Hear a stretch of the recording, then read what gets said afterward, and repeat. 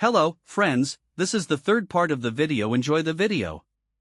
The day I filed for divorce felt like stepping off a cliff. There was fear, uncertainty, but also an overwhelming sense of liberation. I was finally taking control of a situation that had spiraled beyond reason. I made sure to cover my bases. My lawyer, Emily, had warned me about Sarah's manipulative nature. "She's going to try to twist this," Emily said. "Make sure you document everything." And I did. Every text, every photo, every recorded moment of her with Mark and Ryan was carefully stored in a secure cloud folder. When I served her the papers, her reaction was exactly what I expected. She laughed, that cold, bitter laugh I'd come to dread.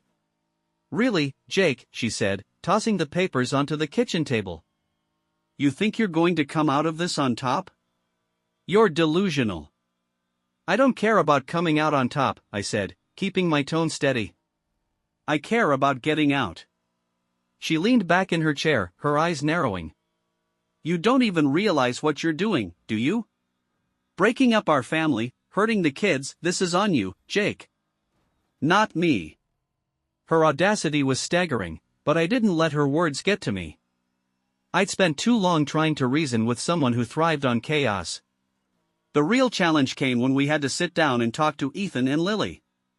Telling your kids that their parents are divorcing is one of the hardest things anyone can do. Ethan took it harder than Lily. He sat quietly for a long time, staring at the floor, while Lily clung to Sarah and cried. "Why?" Ethan finally asked, his voice shaking. "Why can't you just fix it?" I looked at Sarah, hoping she'd say something, anything, but she stayed silent, her lips pressed into a thin line. "It's not that simple," I said gently. "Sometimes people change. And sometimes, no matter how hard you try, you can't fix things." Ethan didn't respond. He just got up and went to his room, slamming the door behind him. That night, I heard Sarah on the phone, her voice low but sharp. I couldn't hear everything, but I caught enough to know she was talking to Ryan. "This isn't over," she hissed. "He thinks he's won, but I'll make sure he regrets this." The words sent a chill down my spine. I knew Sarah wouldn't go down without a fight, but hearing her say it out loud made it all the more real. The next few weeks were a whirlwind of legal meetings, custody discussions, and tense moments at home. Sarah started playing the victim, telling friends and neighbors that I was abandoning her and the kids. But I stayed focused. For the first time in years, I felt like I was doing what was right for me, for the kids, and even, in some twisted way, for Sarah. This wasn't just about ending a toxic marriage anymore. It was about building a new life from the ruins she'd left behind. After I filed for divorce, Sarah became a different person, or maybe she just stopped hiding who she really was. She doubled down on her manipulations, using the kids as pawns and doing everything in her power to make my life a living hell.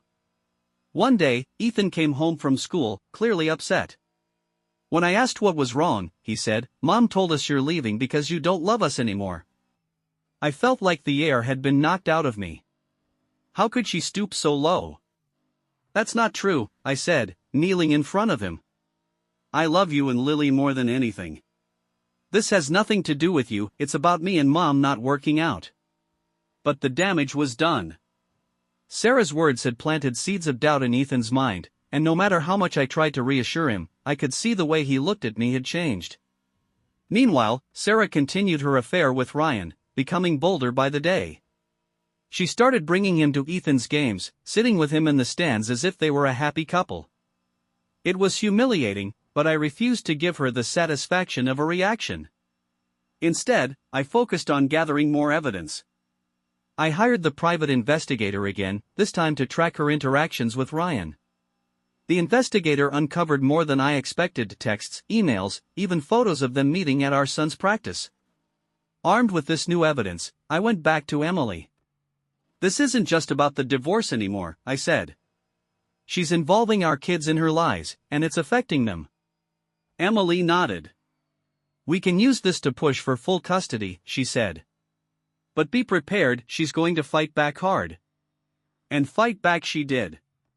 During one particularly heated argument, Sarah accused me of being abusive, claiming that I'd emotionally neglected her throughout our marriage. It was a low blow, but not unexpected. "You're the one who cheated," I said, my voice calm but firm. "You lied to me, to the kids, to everyone. And now you're trying to play the victim?" Her eyes flashed with anger. "Maybe if you'd been a better husband, I wouldn't have had to look elsewhere." I felt the familiar surge of frustration, but I refused to let her bait me. "Instead," I said, "this isn't about me anymore. This is about Ethan and Lily. And I won't let you drag them through this mess any longer." For the first time, I saw a flicker of doubt in her eyes. She knew I was serious. Over the next few weeks, I began to see cracks in Sarah's facade. She was losing control, and it terrified her. She started drinking more, staying out late, and snapping at the kids. But the final straw came when Ethan overheard her arguing with Ryan on the phone. "She's going to take everything," Ryan said, his voice loud enough for Ethan to hear. "You need to figure this out, Sarah." Ethan came to me that night, tears in his eyes. "Are we going to lose our house?" he asked. I hugged him tightly, promising him that no matter what happened, I would take care of him and Lily. But deep down, I knew things were about to get worse before they got better. Sarah's behavior became more erratic as the court date for the custody hearing approached. She was desperate, lashing out at everyone around her, including Ryan. One night, Ethan came to me again, his face pale and his voice trembling. "Dad, Mom and Ryan were yelling at each other," he said. "She said she hates him." "Are they breaking up?" I didn't know how to respond. Ryan had been the center of Sarah's world for months, but it seemed their relationship was unraveling under the pressure. I decided to stay silent and let the situation play out. But the next day, Sarah took things to a whole new level. I came home from work to find the living room trashed, furniture overturned, picture frames shattered, and Sarah sitting on the couch with a bottle of wine in her hand. "You think you're so clever," she slurred, her eyes glassy and red. "But you're not going to win, Jake. I'll make sure of it." I didn't respond. Instead, I walked over to her, gently took the bottle from her hand, and said, "You need help, Sarah." She laughed bitterly, shoving me away. "I don't need help. You're the one ruining everything." I sighed, knowing there was no reasoning with her in this state. I called Emily that night, telling her what had happened. "We can use this," she said. "It shows instability, which could strengthen your case for full custody. But you need to tread carefully, she's volatile right now." Emily's warning proved prophetic. 2 days later, Sarah filed a counterclaim, accusing me of being abusive and unfit to parent.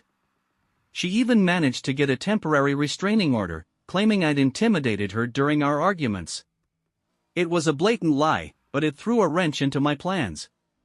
I had to leave the house, only seeing Ethan and Lily during supervised visits. It was heartbreaking, but I refused to give up. While I was staying at a friend's place, Ethan called me one night, crying. "Mom's always yelling now," he said. "And she's always with Ryan." "I don't like him, Dad. He's mean." Hearing those words from my son lit a fire inside me. I knew I had to act quickly before things got worse. With Emily's help, I gathered more evidence, testimonies from neighbors who'd witnessed Sarah's erratic behavior, records of her excessive spending, and, most damning of all, a recording of her drunkenly admitting to her affairs. The day of the custody hearing was tense.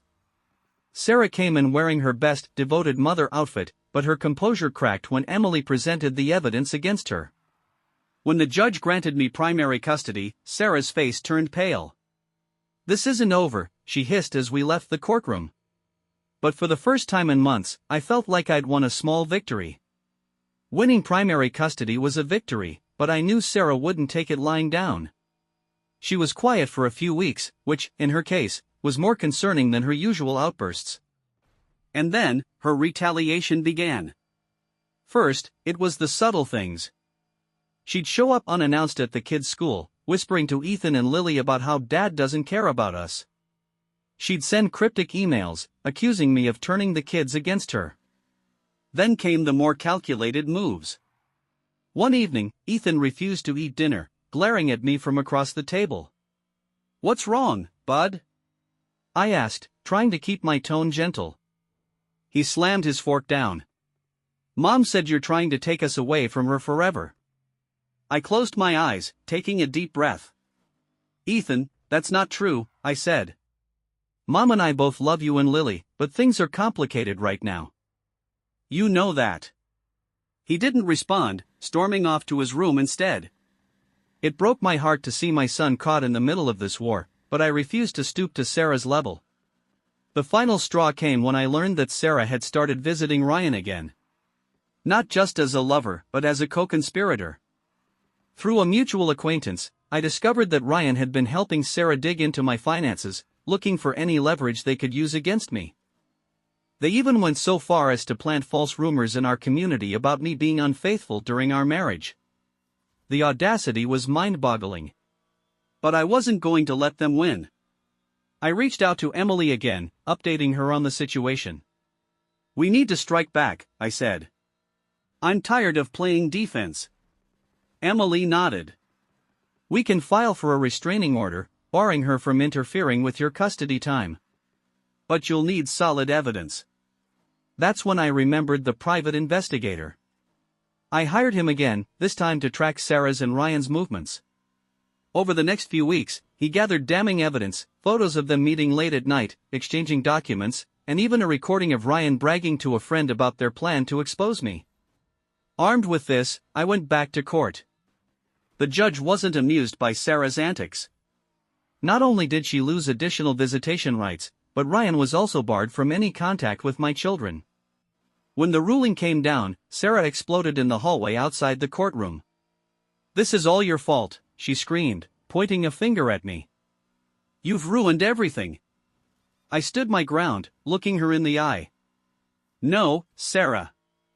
You did this to yourself." For a moment, she looked like she might say something else, but instead, she turned and stormed out, leaving me with a strange sense of relief. But I knew better than to think it was over. Sarah wasn't the type to give up. And deep down, I had a feeling she still had one last card to play. Thank you very much for watching. Please support me by subscribing with a like and of course write a comment. Thank you and see you in another video.